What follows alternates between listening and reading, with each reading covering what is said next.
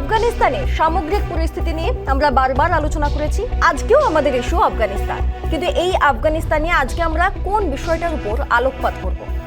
আফগানিস্তানের আভ্যন্তরীণ পরিস্থিতি। এই মুহূর্তে আফগানিস্তানের আর্থিক অবস্থা ঠিক কিরকম? আফগানিস্তান নিয়ে ইউএস এর দুমুখ অবস্থান আফগানিস্তানকে কতটা বিপদের মুখে ঠেলে দিচ্ছে, এইগুলোই আমাদের আলোচনার বিষয়। আরেকটা বিষয় আপনাদেরকে জানিয়ে রাখি, আফগানিস্তান এমন একটা জায়গা যাকে গ্রেভিয়ার্ড অফ এম্পায়ার্স বলা হয়। কেন বলা হয়? কারণ 19th সেঞ্চুরি হোক, 20th সেঞ্চুরি হোক বা 21st সেঞ্চুরি, এই প্রত্যেক ক্ষেত্রেই দেখা গেছে কখনো ব্রিটেন হোক, কখনো ইউএসএ হোক, যে যতবার এই আফগানিস্তানে এসেছে ততবার কোনো না কোনোভাবে মুখ কালো করে নাক কেটে সেখান থেকে ফিরে গেছে। ঠিক বর্তমান যে অবস্থাটা ইউএসএর অবস্থা নিয়ে আমরা বারংবার প্রশ্ন তুলছি। জঙ্গি সংগঠন ও সন্ত্রাসবাদীদের প্রশ্নে দুমুখ অবস্থান আমেরিকার। তালিবানের সঙ্গে দোহা চুক্তি স্বাক্ষর পেন্টাগনের, কিন্তু আইসিসের প্রশ্নে কড়া অবস্থান আমেরিকার। জঙ্গি সংগঠন প্রসঙ্গে কেনই দ্বিমত মার্কিন যুক্তরাষ্ট্রের। তালিবানের সঙ্গে চুক্তি হচ্ছে, আইসিস নিয়ে কড়া অবস্থান হচ্ছে। এই তালিবানের বিরুদ্ধে গত 20 বছর যুদ্ধ চালিয়েছে আমেরিকা। জঙ্গি উৎখাত করতে কয়েকশো বিলিয়ন ডলার খরচ করার পর আমেরিকার এহেন অবস্থান কোথাও গিয়ে প্রশ্ন তুলছে। শান্ত আফগানিস্তান ফের একবার অশান্ত। তবে হ্যাঁ, কতটা এই আফগানিস্তান শান্ত ছিল বা আদৌ আফগানিস্তানকে কতটা শান্ত থাকতে দেওয়া হয়েছে, এই আফগানিস্তানকে বিভিন্ন সময় জিওপলিটিক্যাল রিজন হোক বা কোনো ব্যক্তিগত কারণ হোক, যে কারণেই হোক বারংবার ব্যবহার করার প্রচেষ্টা করা হয়েছে কিনা, সেইগুলো দিকগুলো নিয়েও আমরা আজকে আলোচনা করব। তবে বর্তমানে রক্তক্ষয়ী পরিস্থিতির সামনে ফের একবার আফগানিস্তান। উত্তপ্ত পরিস্থিতি। কাবুল বিমানবন্দরে জোড়া আত্মঘাতী বিস্ফোরণ, গুলি বর্ষণ। সেই ঘটনায় নিহত হন মার্কিন সেনা জওয়ানরা। বিস্ফোরণের দায় নেয় আইসিস। আর এরপরেই মার্কিন প্রেসিডেন্ট জো বাইডেনের হুঁশিয়ারি, অশ্রুসিক্ত চোখে তাঁর হুঁশিয়ারি, এবং তারপর তাদের হামলা। জওয়ানদের মৃত্যুতে প্রত্যাঘাত আনবেই আমেরিকা, আনাও হয়। আফগান পাক সীমান্তে নানগারহারে ড্রোন হামলায় গুলিয়ে দেওয়া হয় আইসিসের ঘাঁটি। তবে আইসিস প্রশ্নে কড়া অবস্থান নিলেও তালিবানের সঙ্গে চুক্তি অনুযায়ী আফগানিস্তান ছেড়েছে ন্যাটো বাহিনী। যে ন্যাটো বাহিনী কি কাজ করার কথা ছিল? ন্যাটো বাহিনী এমন একটা বাহিনী যেখানে বেশ কয়েকটি রাষ্ট্র রয়েছে এবং যাদের কাছে যে কোনো একটি রাষ্ট্রের খারাপ অবস্থা, দুরবস্থা, সেটা যে ধরনের দুরবস্থাই হোক না কেন, বাকি রাষ্ট্র সমানভাবে তার দায়িত্ব সামলে নেবে এবং তাদের কাছে মনে হবে যে এই সমস্যাটা আমারও। কিন্তু ন্যাটো বাহিনী আজ সেই জায়গাটা ছেড়ে দিয়েছে, যার ফল ভুগতে হচ্ছে আফগানিস্তানকে, যার ফলে আফগানিস্তানে কায়েম হয়েছে তালিবান রাজ। তালিবানি বর্বরতার শিকার সাধারণ আফগানরা। আফগানিস্তানে চলছে নির্মম অত্যাচার, যার হয়তো সবটা আপনাদের সামনে আমরা তুলে ধরতে পারছি না, হয়তো কিছুটা পারছি। নির্বিচার হত্যালীলা চলছে। আল কায়দাকে পরোক্ষ মদতের ফল ভুগছে নাকি আমেরিকা? 2001 সালের 11ই সেপ্টেম্বর ওয়ার্ল্ড ট্রেড সেন্টারে আল কায়দা হামলা এবং এই শতাব্দীর অন্যতম ভয়ঙ্কর হামলা স্মৃতি হিসেবে দাগ কেটে রেখেছে। তবে তারপরেও 2020 সালে তালিবানের সঙ্গে দোহা শান্তি চুক্তি স্বাক্ষর করেছে আমেরিকা। শান্তি চুক্তি স্বাক্ষরিত হলেও চুক্তির প্রতিশ্রুতি মতো শান্তি রক্ষার প্রতিশ্রুতি মানেনি তালিবানরা। পরিবর্তে বন্দুকের নলে শরিয়াতি শাসন কায়েমের পথেই হেঁটেছে তালিবান জঙ্গিরা। ফলে আফগানিস্তান থেকে সেনা প্রত্যাহারের প্রশ্নে ঘরে বাইরে চাপের মুখে কে? সেই বাইডেন প্রশাসন। আর এই জন্যই আমি বলছিলাম যে সত্যি আফগানিস্তানকে এই কারণেই হয়তো বারংবার বলা হয় গ্রেভইয়ার্ড অফ এম্পায়ার্স, যেখানে বারংবার তারা যায়, ক্ষমতা কায়েম করার চেষ্টা করে অথবা নিজেদের স্বার্থ সিদ্ধি করার চেষ্টা করে এবং কোথাও না কোথাও গিয়ে সেই কাজ সম্পূর্ণ হয় না, অসম্পূর্ণ থেকে যায়। সেখানে নিজেদের অশান্তি হতে পারে বা কোনো ব্যক্তির স্বার্থ হতে পারে, সেখান থেকে তারা পিছিয়ে আসে, ফের মুখ পোড়ায়। 9/11 হামলার পরে দৃষ্টিভঙ্গি বদলায়নি আমেরিকার। তার বড় প্রমাণ 2020 সালে তালিবানের সঙ্গে দোহা চুক্তি স্বাক্ষর। জঙ্গিই হয়, সন্ত্রাসবাদীদের লক্ষ্য এক এবং অভিন্ন। তবে কেন আমেরিকার ভিন্ন জঙ্গি সংগঠনের প্রশ্নে ভিন্ন অবস্থান? এই প্রশ্ন উঠছে। আন্তর্জাতিক বিশেষজ্ঞ মহলের যেটা ধারণা যে কায়েমি স্বার্থে আমেরিকা তালিবান প্রশ্নে ভিন্ন অবস্থান। আজকের আলোচনায় যাওয়ার আগে আমরা একবার দেখে নেব আফগানিস্তানে আজকে বেশ কিছু বাছাই করা ছবি। পাশাপাশি আমরা দেখে নেব আফগানিস্তানের সার্বিক আভ্যন্তরীণ পরিস্থিতিটা ঠিক কিরকম। আফগানিস্তানের এই আভ্যন্তরীণ চূড়ান্ত অব্যবস্থার জন্য দায় কার? কে দায় নেবে? পরিস্থিতি স্বাভাবিক হওয়ার আদৌ কি কোনো লক্ষণ দেখা যাচ্ছে? সত্যি তো আফগানিস্তানের বর্তমান যে অবস্থা, কি হবে ভবিষ্যতে তার কি কোনো প্রমাণ রয়েছে? কোনো সম্ভাবনা দেখতে পাওয়া যাচ্ছে? জোড়া বিস্ফোরণের পর উল্টো আশঙ্কা আরো প্রকট হচ্ছে। বারংবার পেন্টাগন পর্যন্ত দাবি করছে যে আরো হামলা, আরো বিস্ফোরণ আফগানিস্তানে হতে পারে। তালিবানের চূড়ান্ত আর্থিক সংকটের সামনে দাঁড়িয়ে রয়েছে এই দেশ। সেন্ট্রাল ব্যাংকের অ্যাক্সেস বন্ধ করে দিয়েছে আমেরিকা, এবং সেই কারণেই টাকা তুলতে এখন সব সরকারি সম্পত্তি বাজেয়াপ্ত করার পথে এগোচ্ছে তালিবান। কি হাস্যকর! তালিবান যে দেশকে শাসন করতে চাইছে, তালিবান যে দেশের সরকার তৈরি করতে চাইছে, যে তালিবান তার পুরনো অভিজ্ঞতা থেকে শিক্ষা নিয়ে এগিয়ে যেতে চাইছে, তারাই সরকারি সম্পত্তি বাজেয়াপ্ত করার দিকে এগোচ্ছে, কারণ তাদের কাছে অর্থ নেই। আমরা সেই ছবি দেখে নেব। আমরা প্রথমে যে ছবির দিকে আমরা নজর রাখবো, আফগানিস্তানের প্রথম ছবি। ব্যাংকের সামনে আফগানবাসীদের লাইন, ব্যাংক খোলার দাবিতে বিক্ষোভ, সেই ছবি আমরা এই মুহূর্তে আপনাদেরকে দেখাচ্ছি। তালেবানের কাবুল দখলের পর দেখেছি যে ব্যাংক থেকে কিভাবে মানুষ টাকা তোলার চেষ্টা করেছে। দীর্ঘ লাইন ছিল, কারণ তাদের আতঙ্ক ছিল যে তাদের টাকা লুট হয়ে যাবে না তো, বা পরবর্তী সময় তারা আদৌ টাকা তুলতে পারবে তো। তাদের ভবিষ্যৎ যে অন্ধকারের দিকে এগিয়ে যাচ্ছে সেটা তারা বুঝেছিল, এবং সেই কারণেই প্রথম যখন কাবুল অ্যাটাক হয় 15ই আগস্ট, যে ছবি আমরা আপনাদেরকে দেখিয়েছিলাম, সেখানে আমরা দেখিয়েছিলাম সাপের মতো ব্যাংকে লাইন পড়েছিল। তবে এর পাশাপাশি আমরা আফগানিস্তানের দ্বিতীয় ছবির দিকে নজর দেব। ফের গুলির শব্দে কেঁপে উঠল কাবুল বিমানবন্দর।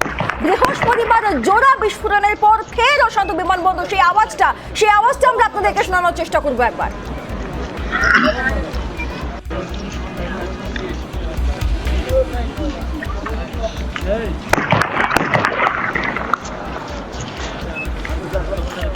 যে আওয়াজটা আপনারা শুনতে পাচ্ছেন, এটা গুলির আওয়াজ। নির্বিচারে গুলি চলছে, যখন তখন গুলি বর্ষণ হচ্ছে, বিস্ফোরণ হচ্ছে।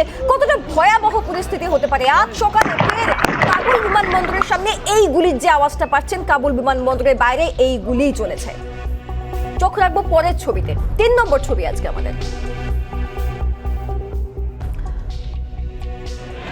ঘটনার কয়েক ঘন্টার ব্যবধান, এবং কয়েক ঘন্টার ব্যবধানে ফের চলল গুলি। ফের সেই শব্দটা আগে আপনাদের শোনাবো।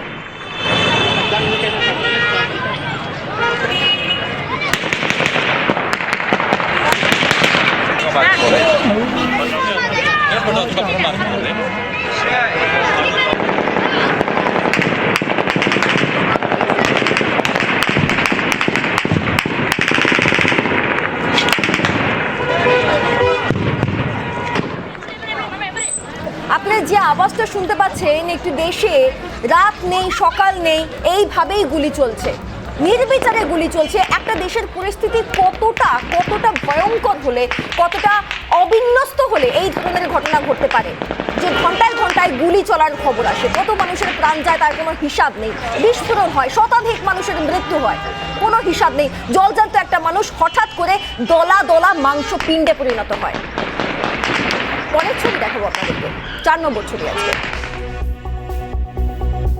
কাবুল বিমানবন্দরে জোড়া বিস্ফোরণে প্রত্যাঘাত আমেরিকার। আইসিসের জোড়া বিস্ফোরণে পাল্টা আকাশপথে হামলা চালালো আমেরিকা।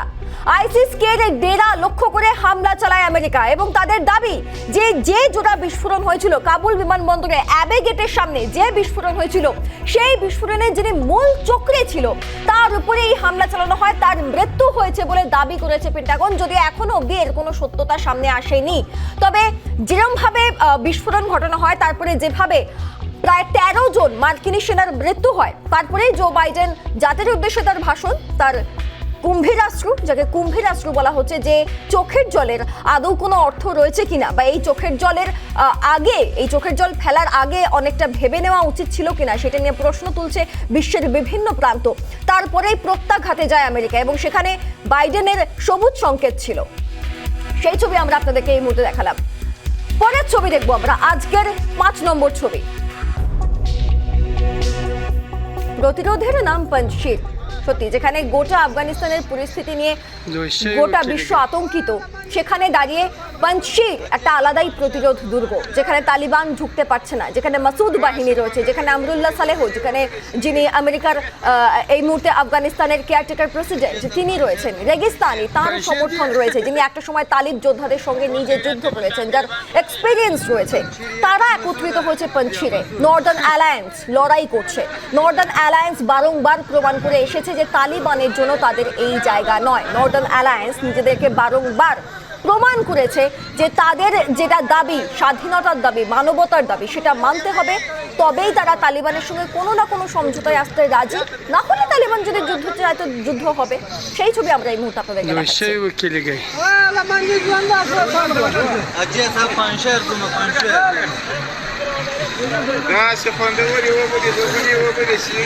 চলে যাব আমরা পরবর্তী ছবিতে, ষষ্ঠ ছবি আজকে। তালিবান ঠেকাতে জোরালো অবস্থান নিচ্ছে সালেহ প্রতিরোধী দল। পাঞ্চশিরে তৈরি হয়েছে একটি গোটা প্রতিরোধ, যেমনটা আপনাদেরকে বলছিলাম যে আমরুল্লাহ সালেহ থেকে শুরু করে মাসুদ বাহিনী থেকে শুরু করে এরা প্রত্যেকে একত্রিত হয়ে যে একটি প্রতিরোধ তৈরি করেছে, তার প্রত্যেক মুহূর্তের চিত্র আমরা দেখাচ্ছি এবং এক্সক্লুসিভলি এই চিত্রটা আপনারা দেখে রাখুন। প্রসঙ্গত আপনাদেরকে জানিয়ে রাখি, রিপাবলিক নেটওয়ার্কের প্রতিনিধিরা রয়েছে আফগানিস্তানের বিভিন্ন প্রান্তে রয়েছে, তারা তাদের প্রাণের ঝুঁকি নিয়ে প্রত্যেকটা মুহূর্তের রিপোর্ট আপনাদের জন্য আমাদের হাতে তুলে দিচ্ছে এবং সেই প্রত্যেকটা ছবি আমরা আপনাদেরকে দেখাচ্ছি। এই মুহূর্তে আপনারা পাঞ্চশিরের ছবি দেখতে পাচ্ছেন, যেখানে রীতিমতো একটা প্রতিরোধ বাহিনী তৈরি করা হয়েছে।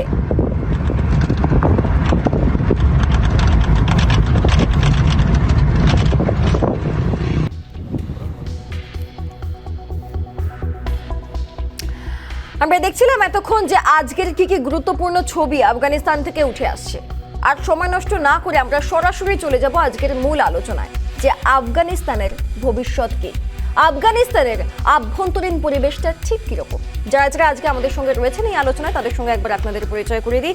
আমাদের সঙ্গে রয়েছেন প্রাক্তন সেনাকর্তা মেজর জেনারেল কে গাঙ্গুলি এবং আমার সঙ্গে রয়েছেন আন্তর্জাতিক সম্পর্ক বিশেষজ্ঞ বিধায়ক দাস। আপনাদের দুজনকে স্বাগত রিপাবলিক বাংলায় সোজাসুজি স্বর্ণালীতে। আজকে আপনাদের সঙ্গে রয়েছি আমি সৃজিতা। আমি শুরুতেই বিধায়ক বাবুর কাছে একবার যাব। যে অবস্থা এই মুহূর্তে আফগানিস্তানে হয়ে রয়েছে, আমাকে একটা কথা বলুন তো, আফগানিস্তানের বর্তমান পরিস্থিতির দিকে দাঁড়িয়ে আপনার কি মনে হয়, কি ভবিষ্যৎ হতে পারে আফগানিস্তানের? দেখেন, কারেন্ট সিচুয়েশনটা আমার মানে, যদি আমি আমরা সবাই যারা দেখছি কারেন্ট সিচুয়েশনটা যে আফগানিস্তানে এখন দাঁড়াচ্ছে, আর আমি যদি অল্প ব্যাকওয়ার্ডস যাই, আমি বলেছি আপনাকে আগের প্রোগ্রামে বলেছি, আমরা গিয়েছিলাম আফগানিস্তানে ডেমোক্রেসি রেস্টোর করার জন্য। 2009 থেকে আমি 2014 অব্দি ওখানে বারবার আসা যাওয়া করেছি।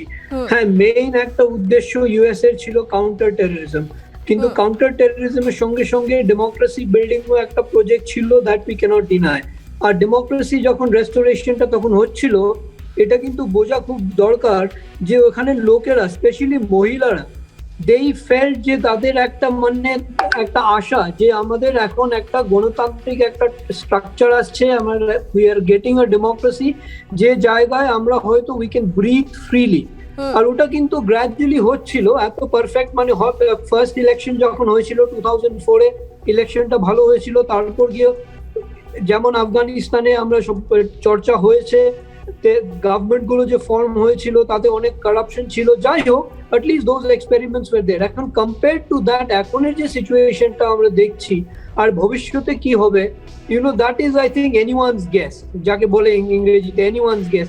এখন দেখেন, একটা জিনিস আমি বুঝতে পারছি না, আজকে আমি সকাল থেকে I am trying to speak to আমার যারা আফগানিস্তানে বন্ধু বান্ধবরা আছেন বা যারা ওখানের এক্সপার্টস আছেন, তাদের সঙ্গে কথাবার্তা বলছি যে on the one hand US বলছে যে আমরা ওরা ড্রোন ইউজ করে ওরা বলছে that we are striking against ISIS, which is a terrorist organization, quote unquote terrorist organization, America বলছে। at the same time same America একটা টেররিস্ট অর্গানাইজেশনের গভর্নমেন্ট তৈরি করে দিয়ে দিচ্ছে। so what are they trying to prove? I mean, at least the number of people যে যার নাম ওখানে মেনশন করা হয়েছে, who will be part of the government from the Taliban. I am not saying from the previous government representative যারা আছেন তারা তো আছেনই, কিন্তু তালিবানের যারা আছেন they are all black listed, যাকে বলা হয় they are on the top terror list of the United Nations. তো ইউএস এটা কি প্রুফ করতে ট্রাই করছে যে with the left hand they are destroying one form of terrorism and with the right hand they are setting up one form of terrorism as a government. তো এই জিনিসটা কিন্তু সামওয়্যার এটা কিন্তু মিল খাচ্ছে না। I mean, and then because Taliban আমরা বারবার বলে এসেছি, আমরা দেখছি তালিবান যাই বলো, হ্যাঁ তালিবানের এখন একটা সরকার হতে যাচ্ছে, we know, we can't help it, একটা সরকার হবে, দ্যাট সরকার উইল, আই মিন গভর্নমেন্টের হয়তো একটা প্রথমে ইন্টারিম একটা অ্যারেঞ্জমেন্ট হবে, তারপর গিয়ে তালিবানের লোকেরাই তাতে বেশি থাকবে, আর ফর্মার যে আগের প্রিভিয়াস গভর্নমেন্টের হামিদ কারজাই ওখানে থাকতে পারে, ডক্টর আব্দুল্লাহ ওখানে থাকতে পারে, হিকমতিয়ার ওখানে থাকতে পারে, বা অন্যরা হয়তো নর্দার্ন অ্যালায়েন্সের লোকেরা হয়তো কিছু একটা আন্ডারস্ট্যান্ডিং হবে, তারপর গিয়ে ওরাও গভর্নমেন্টে আসবে। Amrullah Saleh can be a good person in the government, কিন্তু কেন না উনি গভর্নমেন্টে ছিলেন and he seen the whole thing. তো ওরকম যদি একটা স্ট্রাকচার হয়, আর আফগানিস্তানে যদি গভর্নমেন্ট ওরকম একটা ফর্মেশন হয়, আর যদি শারিয়া লটাকে মানে যেভাবে তালিবান আগে ইউজ করতো ওরকম ইউজ করা হয় না, then I think that legitimacy will ultimately come to Taliban. কি ফর্মে আসবে আমরা জানি না।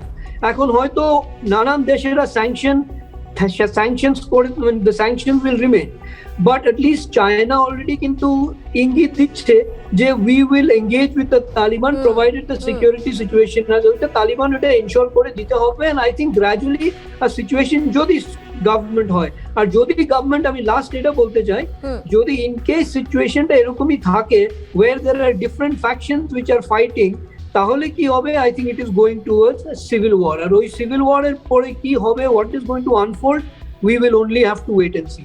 রাইট, বিধায়ক বাবু আপনি সঙ্গে দেখুন, আমি একটু যাবো মেজর জেনারেল কে গাঙ্গুলির কাছে, আমি একটু যাবো। আমি বিধায়ক বাবুর কথার প্রসঙ্গ ধরেই আপনাকে যে প্রশ্নটা করতে চাইবো, যে এই জঙ্গি সংগঠনের প্রসঙ্গে আমেরিকার এরকম দ্বিচারিতা কেন? মানে জঙ্গি তো জঙ্গি হয় না, মানে সেটা আল কায়দা হোক, সেটা আইসিস হোক, সেটা তালিবান হোক, কিন্তু এই জঙ্গি সংগঠন প্রসঙ্গে এরকম দ্বিমত কেন পোষণ করছে? এতে আমেরিকার কি স্বার্থ জড়িয়ে থাকতে পারে?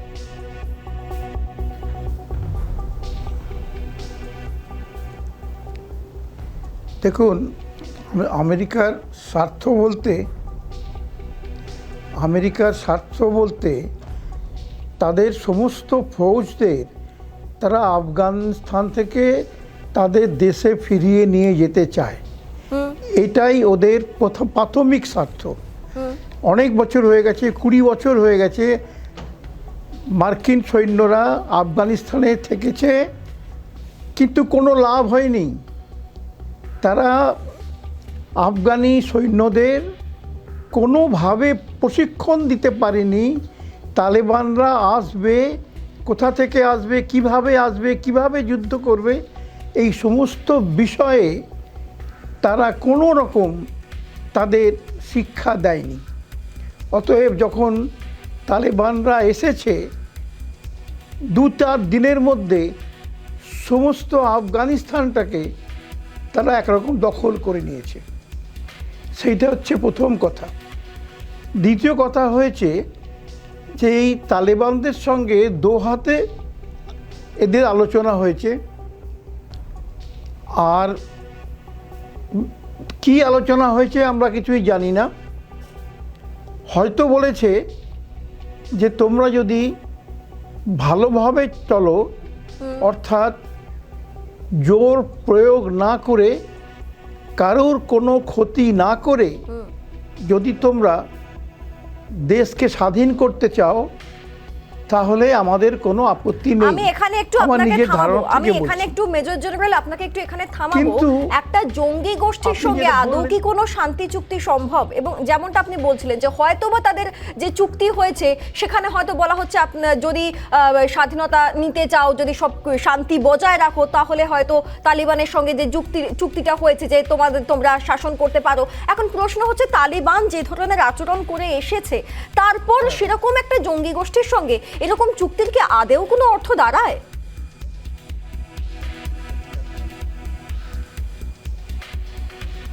আপনি যা বলেছেন ঠিক বলেছেন। আমি ওই কথাটাই পরের সেন্টেন্সে বলতে যাচ্ছিলাম, যে কোনো জঙ্গি গোষ্ঠী আজ পর্যন্ত এই ধরনের ব্যবহার করেনি। তারা গুলি, বোমা ইত্যাদি ব্যবহার করে সাধারণ মানুষকে জলজ্যান্ত পুড়িয়ে মেরেছে, খুন করেছে এবং তাদের উপরে অত্যাচার চালিয়েছে, এইটাই বলতে হবে। আজ এই ব্যাপারে তালেবানরাও যে পেছুপা নয়, অন্য নয়, সেটাও যথেষ্ট প্রমাণ রয়েছে। এখন দ্বিতীয় কথা হচ্ছে যে এই যে তালেবানরা যখন এইখানে এসেছে, আফগানিস্তান দখল করছে, তখন ভারতবর্ষ ইউনাইটেড নেশন সিকিউরিটি কাউন্সিলের চেয়ারম্যান হিসেবে তিনি সমস্ত গণতান্ত্রিকবাদী শক্তিকে একত্রা করেছেন। তাদের বলেছেন যদি তালেবানরা ঠিকমতো ব্যবহার করে তাহলে আমরা তাদের কথা শুনতে পারি, মানতেও পারি, আর যদি ব্যবহার না করে, শক্তির আশ্রয় নেয়, ওদের উপরে অত্যাচার করে, তাহলে আমরা কিন্তু ওদের বিরুদ্ধে ব্যবস্থা গ্রহণ করব। এখন কথা হলো এই বিশ্বের বিভিন্ন রাষ্ট্র যারা ভারতের সঙ্গে সহমত হয়েছে তারা কি এগিয়ে আসবে? তারা কি এগিয়ে এসে তালেবানদের বিরুদ্ধে এইখান থেকে আমার একটা প্রশ্ন রয়েছে, আমি বিধায়ক বাবুর কাছে একবার যাব। মেজর জেনারেল কে গাঙ্গুলি যেমনটা বলছিলেন যে যদি শক্তি কায়েম না করতে চায় তালিবান, তাহলে কোথাও না কোথাও গিয়ে তারা স্বাধীনভাবে সেই দেশকে শাসন করুক, কিন্তু যদি অন্যথা হয় তাহলে বিশ্বের বিভিন্ন দেশ এগিয়ে আসবে। বিধায়ক বাবু, আমার একটা কথা বলুন, চীনের সুর নরম, আমরা পাকিস্তানের অবস্থান জানি, কোথাও না কোথাও গিয়ে রাশিয়ারও হয়তো সুর কিছুটা নরম, সেই জায়গায় দাঁড়িয়ে কার বিরুদ্ধে লড়াই হবে? মানে তালিবানকেই তো অনেকে সাপোর্ট করে দিচ্ছে, তো তাহলে সেই জায়গায় দাঁড়িয়ে আফগানিস্তানকে বাঁচানোর জন্য, আফগানবাসীকে বাঁচানোর জন্য আদেও কি বিশ্বের কোন দেশটা এগিয়ে আসবে, কোন দেশটা হাত ধরবে আফগানিস্তানের? দেখেন, এটা this is global politics. Global politics আমার হয়তো ভালো না লাগতে পারে, আপনার ভালো না লাগতে পারে, আমরা ওটাকে we may see it in different ways, but global পলিটিক্সে যা হয় আর যা হচ্ছে, এটা হবে এখন আফগানিস্তানে একটা সরকার, মানে there has to be a government, এটা হচ্ছে আলটিমেট ট্রুথ। আর তালিবানদের যে মানে তালিবানের সঙ্গে দোয়াতে এগ্রিমেন্টটা হয়েছে, it was part of a process. ওই প্রসেসটা ইমপ্লিমেন্ট হচ্ছে। উই আর সিইং যেভাবে ইমপ্লিমেন্ট হচ্ছে, very untidy process, it's a very ugly process. ওটা হতে দেওয়া ছিল না, but process is a process. আমেরিকানসরা নিজেরা বলেছে, কিন্তু আমেরিকান সিটিজেনসরা বলেছে যে we can't stay in Afghanistan for the time. এটা আমাদের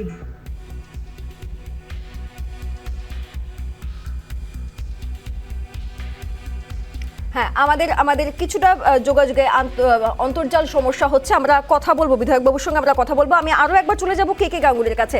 আমাকে একটা বিষয় সুস্পষ্ট, মেজর জেনারেল কে গাঙ্গুলির কাছে আমি একবার যাবো। আমাকে একটা বিষয় সুস্পষ্ট করুন, তালিবানের ভাড়ারে এখন টান পড়ছে। এই মুহূর্তে যে আর্থিক অবস্থা রয়েছে আফগানিস্তানের, সেখানে তালিবানরা সরকার গড়তে চাইছে এবং তাদের ভাড়ারে টান পড়ছে। তারা ফোর্স করছে যে সমস্ত সরকারি গাড়ি হোক বা ইত্যাদি যার কাছে রয়েছে সেটা যেন ফেরত দেওয়া হয়। এমত অবস্থায় দাঁড়িয়ে একটা দেশকে টেনে নিয়ে যাওয়া তালিবানের মতো একটা জঙ্গি গোষ্ঠীর পক্ষে আদৌ কতটা সম্ভব? এরপরে তাদের মুভমেন্টগুলো কি হতে পারে?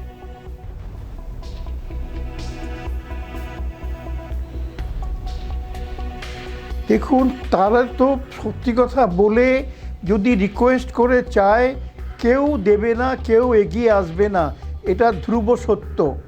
তাহলে ওদের উপায় হচ্ছে বন্দুকের গুলির সামনে ওদের জোর করে সব কিছু কেড়ে নেওয়া, টাকা পয়সা যা কিছু আছে, সোনা গয়না যা কিছু আছে, সব কেড়ে নিয়ে তাদের দেশ চালাতে হবে। এইটা প্রথম কথা। কিন্তু একটা জিনিস ভুললে চলবে না, পাকিস্তান তাকে মদত করছে, চীন তাকে মদত করছে, রাশিয়া তাকে সম্মতি দিয়েছে, মদত করছে। তারপরে এখন আমরা জানতে পাচ্ছি কাতার তাকে মদত দিচ্ছে, ইরান তাকে মদত দিচ্ছে। তাহলে যদি অর্থাভাব তালেবানের হওয়া উচিত নয়, কারণ এই সমস্ত রাষ্ট্র যদি বেশ কিছুটা অর্থ এদের দেয়, তাহলে ওরা এই অর্থ অর্থের বিরুদ্ধে যে প্রবলেমটা হচ্ছে সেটাকে কাটিয়ে উঠতে পারবে বলেই আমার বিশ্বাস। কিন্তু যেটা কাটিয়ে ওঠা সম্ভব নয় সেটা হচ্ছে এই যে একটা অত্যাচার করবে, যেটা যেমন মহিলাদের উপরে অত্যাচার হচ্ছে, লোকেদের বলছে দাড়ি ট্রিম করতে পারবে না, তাদের বলছে, মহিলাদের বলছে তুমি বাইরে বুরখা ছাড়া বেরোতে পারবে না, কোনো চাকরি করতে পারবে না, আবার তাদের আবার অন্য ভাষায় কথা বলতে পারবে না, সাধারণ মানুষ সেই আফগানিস্তানের ড্রেস ছাড়া অন্য ড্রেস পরতে পারবে না। এই সব যে হচ্ছে এর জন্য তো একটা পাবলিক রিসেন্টমেন্ট তৈরি হবে, পাবলিক যত ইট মারবে, পাথর মারবে, গুলি মারবে, বন্দুক চালাবে, তখন তো একটা মোটামুটি একটা সংঘর্ষের চিত্রই আমি দেখতে পাচ্ছি। যদি এই সংঘর্ষটা না বাধে, যদি বিশ্বের বড় বড় শক্তিগুলো যদি এসে উপস্থিত হয় এবং শান্তি রক্ষা করতে পারে, তাহলেই এ বিষয়ে খানিকটা হয়তো আশার দিকে একটা আমাদের সঙ্গে থাকুন। অন্যদিকে বিধায়ক বাবু, আপনি আমাদের সঙ্গে থাকুন। সত্যি আফগানিস্তান কোন দিকে যাচ্ছে আমরা জানি না, কারণ এই মুহূর্তে খাবার জলের দাম থেকে অন্যান্য খাবারের দামও প্রচন্ড পরিমাণ বেড়ে গেছে শুধুমাত্র এই আর্থিক অনটনের জন্য। আমরা জানি না আফগানিস্তানের ভবিষ্যৎটা কি হতে চলেছে। যে বিষয়টি নিয়ে আমরা আলোচনা করছি যে আফগানিস্তানের ভেতরের পরিস্থিতিটা কিরকম, আমেরিকার অবস্থান, কোথাও গিয়ে রাশিয়ার অবস্থান, চীনের অবস্থান, পাকিস্তান কতটা মদত দিচ্ছে, এই সমস্ত বিষয়গুলোকে নিয়ে তো আমরা আলোচনা করছি। কিন্তু আফগানিস্তানের যারা নাগরিক তাদের ভবিষ্যৎ কি? যারা প্রত্যেক দিন কাবুল বিমানবন্দরে এসে হত্যে দিয়ে পড়ে আছে, যদি কোথাও চলে যাওয়া যায়, শরণার্থী হিসেবে যদি কোথাও জায়গা পাওয়া যায়, আমরাও জানি যে এদের প্রত্যেকে চলে যেতে পারবে না, তাদের ভবিষ্যৎ কি? আমরা এই বিষয়ে কথা বলছিলাম আন্তর্জাতিক সম্পর্ক বিশেষজ্ঞ বিধায়ক দাস এবং অন্যদিকে মেজর জেনারেল প্রাক্তন সেনাকর্তা কে গাঙ্গুলির সঙ্গে। এদের প্রত্যেকের সঙ্গে আমি কথা বলবো। আমি একটু বিধায়ক বাবুর কাছে একবার যাব। দেখুন, আর্থিক সংকট নিয়ে আমরা কথা বলছিলাম, আরও একটা বিষয় মাথাচাড়া দিচ্ছে, আরও একটা বিষয় ভাবাচ্ছে। যেভাবে আইসিসকে তরফ থেকে একটা বিস্ফোরণ ঘটনা হলো, একই দিনে পরপর দুখানা বিস্ফোরণ হলো, বহু মানুষের মৃত্যু হলো, এখান থেকে একটা আতঙ্ক তৈরি হচ্ছে যে আফগানিস্তান নতুন করে অন্যান্য যে জঙ্গি গোষ্ঠীগুলো রয়েছে তাদের অন্যতম ঘাঁটি হয়ে উঠছে না তো? তাহলে সেই জায়গা থেকে দাঁড়িয়ে আফগানিস্তান আদৌ কতটা সুরক্ষিত, এই বিষয়টা নিয়ে আপনি কি মনে করেন বিধায়ক বাবু? হ্যাঁ, আমি আর্থিক ব্যবস্থার কথা বলছিলাম, তখন হয়তো লাইনটা কেটে গিয়েছিল। And I think it's a very important question. আপনারা এখন দেখেন আফগানিস্তানের $3 trillion worth minerals আছে আফগানিস্তানে, and a country like China will definitely be interested ওই মিনারেলস গুলোকে এক্সপ্লয়েট করতে। ঠিক আছে, একটা হয়েছে ওটা। 2 নম্বর কথা, আফগানিস্তান আর পাকিস্তান becomes strategically চায়নার জন্য খুবই important to have access to Central Asia and to West Asia. And তাই বলে চায়না কিন্তু খুব জোর ট্রাই করছে যে যতটা সম্ভব হোক আফগানিস্তানে যেন ইট ডাজ নট বিকাম, মানে এমন একটা সিচুয়েশন যেন হয় না যে ওখানে একটা টেররিজমের একটা, মানে it does not become a terror hub যাকে ইংরেজিতে বলে। কিন্তু যদিও মানে আমি মানি না China can manage in any situation. আমি কেন না বলছি আপনাকে, বিকজ চায়না কিন্তু পাকিস্তানকে সাপোর্ট করে গেছে, এখনো করে গেছে। আর সিপি আমরা যে বলি চায়না পাকিস্তান ইকোনমিক করিডোর, ওটা কিন্তু চালিয়ে গেছে, and that project is already started. পাকিস্তানেও আমরা জানি খুব গন্ডগোল, Pakistan is also affected by terrorism. এটা না যে Pakistan is not affected by terrorism, তারা নিজেই টেররিজমের জন্ম দিয়েছে, definitely it will impact them, কিন্তু তাতেও কিন্তু চায়না কাজ করে যাচ্ছে। সো আমার যা মনে হয় যে আফগানিস্তানে যদি সিচুয়েশনটা খুব একদম বাজে না হয়, তালিবান রুল করে আর এদিকে ওদিকে টেররিজমের মানে হয়তো বা মানে কাবুল শহরে এতটা ইম্প্যাক্ট পড়ে না, বাট বাইরে there are incidents, conflict হতে থাকবে, তা Afghanistan is always like that। China ঢুকে will try to improve, not only improve Afghanistan's economy but of course নিজেদের যতটা মাইলেজ পাওয়া ততটা মাইলেজ ওরা এক্সট্রাক্ট করবে, 1 নম্বর। 2 নম্বর কথা, I think Pakistan is always there to support Afghanistan. আর পাকিস্তান যে এত বিলিয়ন ডলার যে ইউএস কে যে মানে বোকা বানিয়ে এত US ডলার পাকিস্তান করেছে, right from the last 20 years যে পয়সা দিয়ে তালিবানের তৈরি করেছে, ডেফিনেটলি দেয়ার ইজ আ লেনদেন, একটা কিছু ওটাতে আছে। আমি আর আমি নাম্বার এখানে 3 এটা আপনাকে কিন্তু একটু থামাবো। আমি আপনাকে এখানে একটু থামাবো এই কারণেই, কারণ পাকিস্তান নিজেও আর্থিকভাবে খুব একটা ভালো জায়গায় নেই, সেটা আমরা সবাই জানি। এবং সেই জায়গা থেকে যদি ইউএসএ থেকে প্রচুর পরিমাণ অর্থ নিয়েও থাকে, যদি লেনদেনের বিষয়টা থাকেও, সেটাতে মানে কতটা সাপোর্ট আদৌ দেওয়া সম্ভব আফগানিস্তানকে, বা এই মুহূর্তে তালিবানকে কতটা দেওয়া সম্ভব? Right, I think that's a very important question. খুব গুরুত্বপূর্ণ একটা প্রশ্ন আপনি জিজ্ঞেস করলেন। আমি বলছি আপনাকে, পাকিস্তান আর আফগানিস্তান দুটোই দেশ, দে আর ডিপেন্ডেন্ট অন এইড। এরা কিন্তু এইডের ওপরে চলে। And পাকিস্তানের এইড কিন্তু বন্ধ হবে না, because Pakistan is not declared as a terror state. So পাকিস্তানের সঙ্গে যে যে দেশের, and Pakistan is also strategic state for many countries. US এর জন্য কিন্তু পাকিস্তান স্টিল রিমেইনস আ স্ট্র্যাটেজিক স্টেট, যদিও US has become very close to India now, ঠিক আছে? আফগানিস্তান কিন্তু all the while has been totally dependent on aid. এখন কানাডা অলরেডি বলে দিয়েছে যে স্যাংশন করবে, ব্রিটেন বলেছে স্যাংশন করবে, Germany is also given indication যে ওরা স্যাংশনস, আর ওরা আগে যে যেমন এইড দিত ওরকম এইড কিছু দেবে না।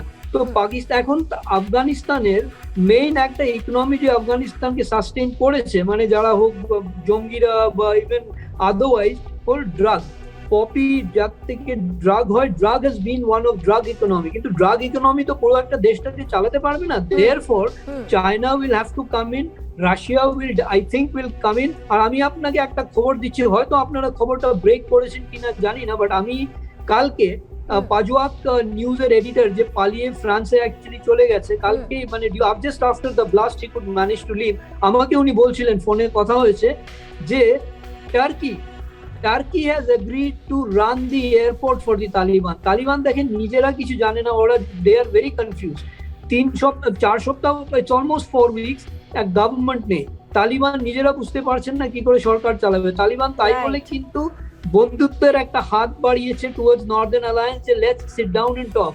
আর তালিবান কিন্তু টার্কিকে রিকোয়েস্ট করেছে, আর টার্কি, আর এটা হচ্ছে একটা কথা। টার্কি, আমি আরেকটা আপনি যে জিজ্ঞেস করেছিলেন, দ্যাটস ভেরি ইম্পর্টেন্ট, যে লোকেদের কি হবে। এখন আপনি দেখেন ব্যাংকস আর ক্লোজ, সবার ব্যাংক অ্যাকাউন্ট ফ্রোজেন হয়ে গেছে, লোকেরা they are not able to buy their food.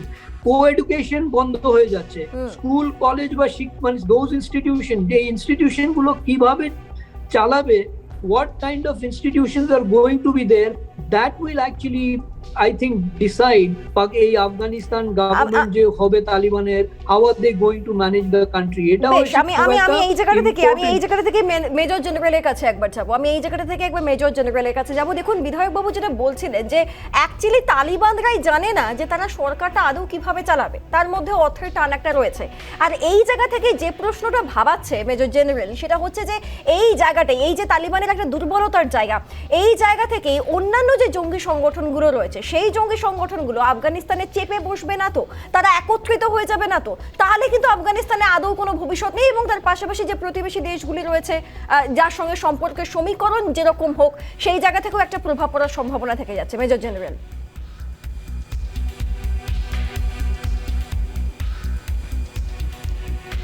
দেখুন, সবচেয়ে যেটা প্রধান এবং ভারতের পক্ষেও খুব চিন্তার বিষয়, সেটা হলো যে পাকিস্তান যে সন্ত্রাসবাদের পীঠস্থান, সন্ত্রাসবাদের জন্মভূমি আর সন্ত্রাসবাদের সহায়ক, সেই পাকিস্তানের লস্করে তৈবা, জেইশ ই মোহাম্মদ আর সরকার ইটসেলফ, তারা তো সরাসরি ঢুকে পড়ে সেইখানে শুধু টাকা দেবে তাই না, তাদের শক্ত হাতের ব্যবহারও তারা করবে। দ্বিতীয় কথা হচ্ছে চীন হয়তো তেমন করে ঢুকে পড়তে পারবে না, কিন্তু চীন তাকে অর্থ দিয়ে সাহায্য করবে, এ বিষয়ে কোনো সন্দেহই নেই। তৃতীয় কথা হচ্ছে কাতার এবং সৌদি আরবিয়া এবং ইরান, এদের কাছে তেল বিক্রি করে প্রচুর পয়সা আছে, এদের কাছে পয়সা দেওয়াটা কোনো অসুবিধে নেই। কিন্তু সরকারটা কিভাবে চালানো হবে, সেই যে একটা প্রণালী, সেই প্রণালীটার জন্যে বিভিন্ন রাষ্ট্র যারা তাদের সমর্থন করছে, তালেবানকে সমর্থন করছে, তারা ঢুকে পড়ে এখন দেশটাকে একটা সংকটের মধ্যে দিয়ে যাচ্ছে নিঃসন্দেহে। তাদের একটা পথ দেখাবার চেষ্টা করবে যে কিভাবে তারা আরও এগিয়ে যাবে। কিন্তু প্রথম আর প্রধান কথা হচ্ছে যে সাধারণ মানুষ এখন মৃত্যুর মুখে দাঁড়িয়ে আছে, তাদের খাবার নেই, পয়সা নেই, জামা কাপড় নেই, ওষুধপত্র নেই, কিচ্ছু কেনবার ক্ষমতা নেই, এবং তাদের যা গাড়িপত্র ছিল, গাড়ি টাড়ি ছিল, সব কেড়ে করে নেওয়া হয়েছে। একেবারে ক্রমাগত লুট চালানো হচ্ছে, লুটতরাজ চলছে আফগানিস্তানের বিভিন্ন প্রান্তে। আজকের আলোচনার মূল বিষয় আফগানিস্তানের নাগরিক তারা কেমন থাকবে, আফগানিস্তান একটা দেশ হিসেবে তাদের ভবিষ্যৎটা কি, এই বিষয় নিয়ে আমরা আলোচনা করছি। আমাদের সঙ্গে যারা যারা রয়েছেন একবার আপনাদেরকে জানিয়ে দিই, মেজর জেনারেল কে কে গাঙ্গুলি আমাদের সঙ্গে রয়েছেন, অন্যদিকে আন্তর্জাতিক সম্পর্ক বিশেষজ্ঞ বিধায়ক দাস তিনি আমাদের সঙ্গে রয়েছেন। আমরা আলোচনায় আসব, তবে আমেরিকা যার দ্বিচারিতা নিয়ে বারংবার প্রশ্ন উঠছে সেই সংক্রান্ত একটা রিপোর্ট আমরা দেখব। আইসিস জঙ্গিদের খুঁজে বের করে মারা হবে, বাইডেনের হুঁশিয়ারির 24 ঘন্টার মধ্যেই কাবুল হামলার প্রত্যাঘাত মার্কিন সেনার, ড্রোন হামলায় বিস্ফোরণের মূল চক্রীর মৃত্যু হয়েছে বলে দাবি পেন্টাগনের।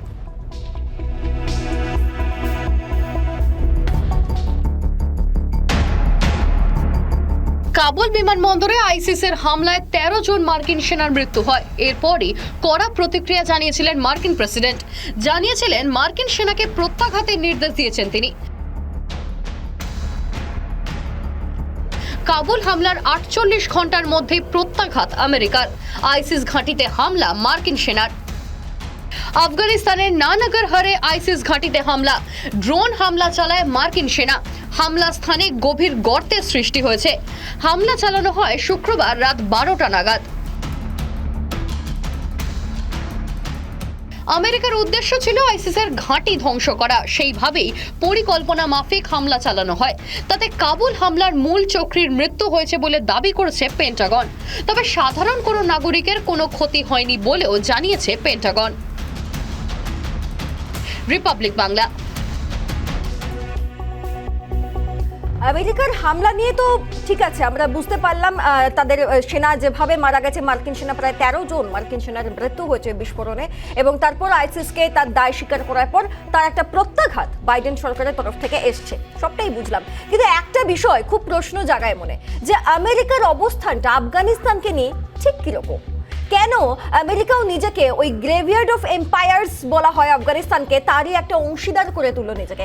আমি একবার বিধায়ক বাবুর কাছে যাবো এই বিষয়ে। বিধায়ক বাবু, একটা কথা বলুন তো, এই যে আমেরিকার যে অবস্থান, এটা প্রশ্নের মুখে বারংবার দাঁড়ায় না? আমেরিকার মূল উদ্দেশ্যটা কি?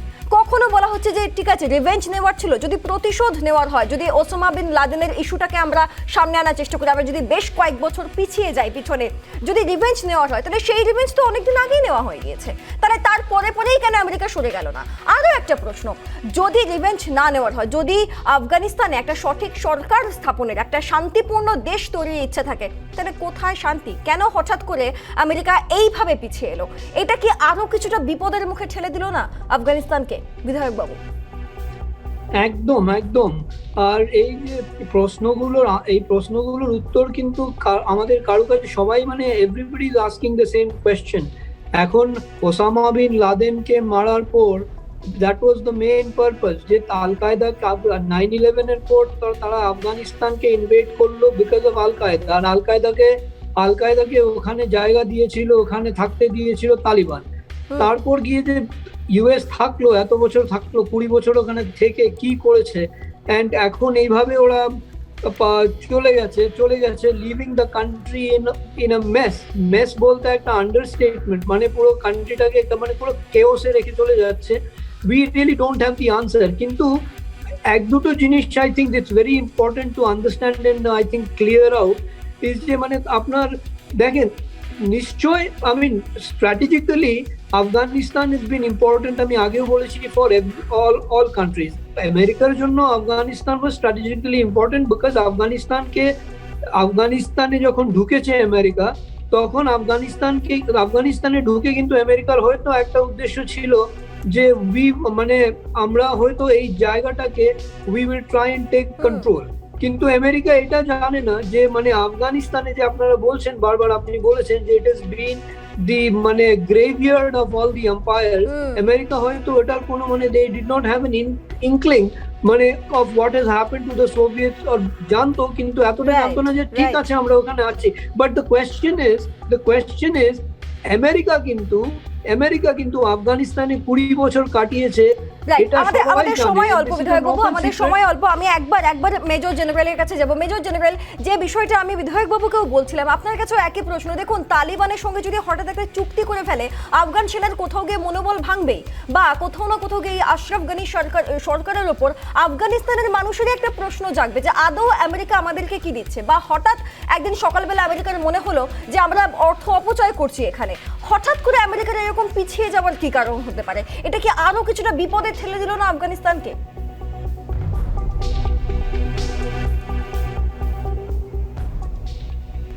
খুব ভীষণভাবে তাকে বিপদের মুখেই ঠেলে দিয়েছে আফগানিস্তানকে, এ বিষয়ে কোনো সন্দেহই নেই।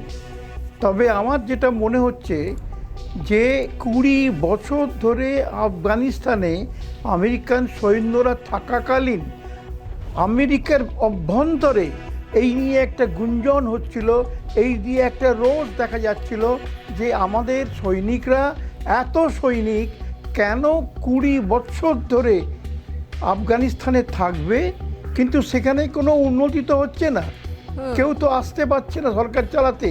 ঠিক। আর সেই সঙ্গে শোনা যাচ্ছিল পাকিস্তানের সন্ত্রাসবাদীরা আসবে এবং তালিবানরা তো আসবেই, এবং চীনও তাদের সঙ্গে আসছে। এই সমস্ত কথা যখন শোনা যাচ্ছিল, রাশিয়াও তাদের সমঝোতা করেছে তাদের সঙ্গে, এই সমস্ত কথা যখন শোনা যাচ্ছিল, তখন আমেরিকা বোধহয় মনে করেছিল যে এর মধ্যে, এই গোলমালের মধ্যে থাকার আর কোনো প্রয়োজন নেই, আমরা বেরিয়ে আসি, তাহলে সব দিক থেকে দেশের শান্তি রক্ষা হবে। অতএব তিনি বার করে গিয়েছেন। কিন্তু তিনি 20 বছর ধরে কি করেছেন মার্কিন সরকার, সেই বিষয়ে কোনো আলোকপাত করেননি। একেবারে মার্কিন সরকার 20 বছর ধরে কি করেছে কেউ জানে না, এবং এখনো অবধি যারা সঙ্গ দেওয়ার চেষ্টা করছে তারাও কোনো ব্যক্তি স্বার্থ কায়েম করতে চাইছে কিনা এই আফগানিস্তানকে ইস্যু করে, সেটাও হয়তো আমরা কেউ জানি না, এবং সেই কারণেই আফগানিস্তানের ভবিষ্যৎ নিয়ে প্রশ্ন থেকে যায়। আমাদের সঙ্গে মেজর জেনারেল কে গাঙ্গুলি এবং আন্তর্জাতিক সম্পর্ক বিশেষজ্ঞ বিধায়ক দাস উভয়ই আমাদের সঙ্গে ছিলেন। আপনাদেরকে অসংখ্য ধন্যবাদ। কি হবে আফগানিস্তানের ভবিষ্যৎ? আফগানিস্তানের যারা নাগরিক তারা কোথায় যাবে? আজকের চিত্রতেও আমরা দেখিয়েছি যে কিভাবে কাতারে কাতারে মানুষ কাবুল বিমানবন্দরের সামনে অপেক্ষা করছে। আগের দিনের বিস্ফোরণের পরও তাদের মধ্যে এই আতঙ্কটা নেই যে তারা হয়তো আর বাঁচবে না কাবুল বিমানবন্দরে আরও একবার গেলে, আরও একবার হয়তো জলজ্যান্ত মানুষ থেকে মাংস পিণ্ডে পরিণত হবে না। এটা তাদের ভাবাচ্ছে না, তাদের একটা জিনিসই ভাবাচ্ছে, তাদের ভবিষ্যৎ। আফগানিস্তানের সমস্ত খবরের দিকে আমরা নজর রাখবো। তবে এখন সোজাসুজি স্বর্ণালী, এখন এই পর্যন্তই। দেখতে থাকুন রিপাবলিক বাংলা।